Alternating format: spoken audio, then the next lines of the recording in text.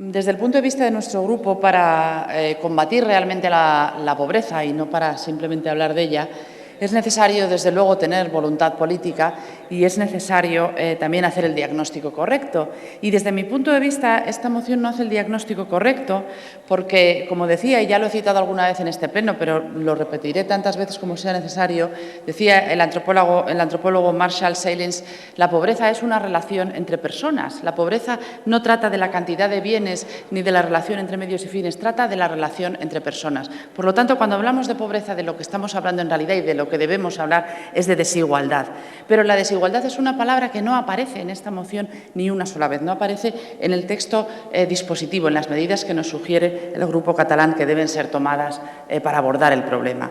Y lo cierto es que la desigualdad en España ha aumentado gravemente durante la crisis, cosa que no ha ocurrido en todos los países que han pasado por crisis incluso aparentemente peores que la nuestra. No ha ocurrido en Portugal, por ejemplo. Se ha empobrecido el país como se ha empobrecido España, pero no ha aumentado la desigualdad.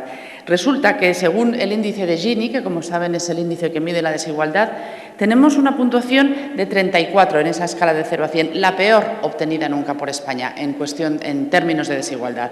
También los datos de Eurostat nos colocan a la cola de la Unión Europea, de los países miembros de la Unión Europea. Esto, que son los datos que nos dan el cuadro macro y que son los datos que realmente nos deben preocupar, ¿en qué se traduce? Pues se traduce en la vida real de personas que, como señala su moción, y eso sí lo señala, de personas que no tienen dinero para tener la casa caldeada, para que sus hijos no les digan que tienen frío en casa, para que sus hijos no les digan que tienen hambre, para que sus hijos no vayan al colegio con dolor de estómago porque no tienen que comer. Esta es la realidad que están viviendo centenares de miles de personas en España a día de hoy, en Cataluña y en muchos otros lugares de Cataluña. Digo, este es el diagnóstico correcto, abordarlo desde el punto de vista de la desigualdad que se traduce en esas situaciones dramáticas.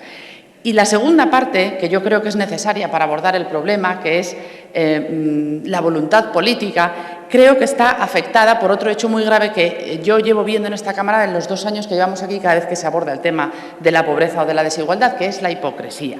Por un lado, la hipocresía, y lamento decírselo en estos términos, señora Torruella, siento mucho aprecio personal por usted y se lo digo en términos estrictamente políticos, la hipocresía nacionalista. Porque en esta moción se proponen algunas medidas que afectan directamente a la política social y a la política de vivienda. Se ha señalado que son competencia autonómica.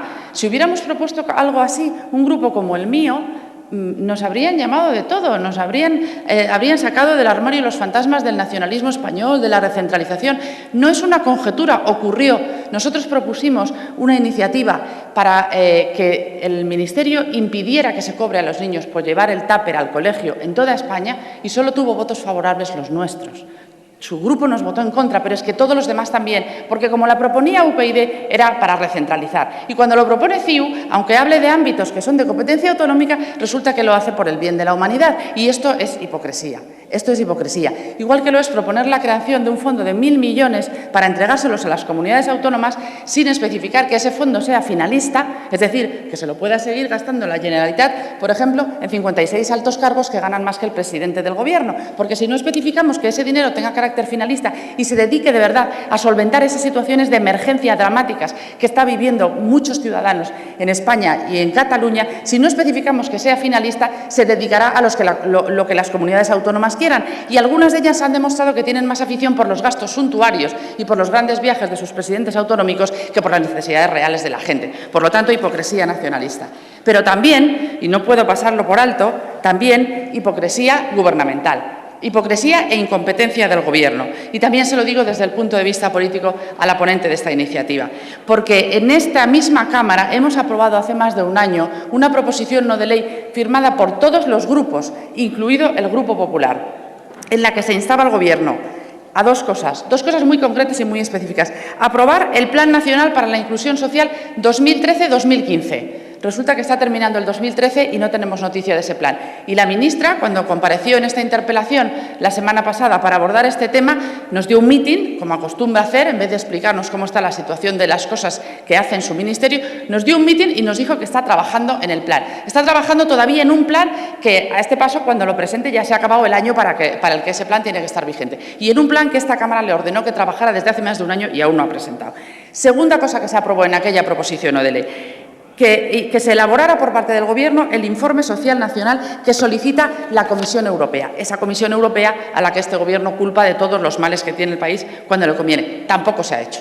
Tampoco se ha hecho. Por lo tanto, es justo decir, es preciso y es apropiado a la realidad que el Gobierno, con su inacción, con su incuria y con su incompetencia, está agravando el sufrimiento de las personas que padecen privaciones graves en este momento en España. Y por eso lo decimos con todas las letras. La inacción del Gobierno está agravando el sufrimiento de esos pobres a los que hace referencia esta moción.